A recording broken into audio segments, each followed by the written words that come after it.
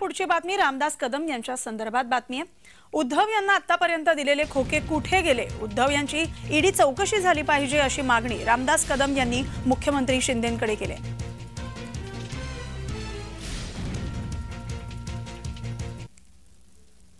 आमदारांनी 50 खोके घेतले असं जर का उद्धव ठाकरेंनी सिद्ध केलं तर मी त्यांच्या घरी जाऊन भांडी घासीन, आणि सिद्ध नाही केलं तर उद्धव ठाकरेंनी माझ्या घरी येऊन भांडी घासावी। हिम्मत असेल तर बाप दाखवणं साध्य घालव ना, कुठे कुणी कसे काय घेतले ते दाखवा ना।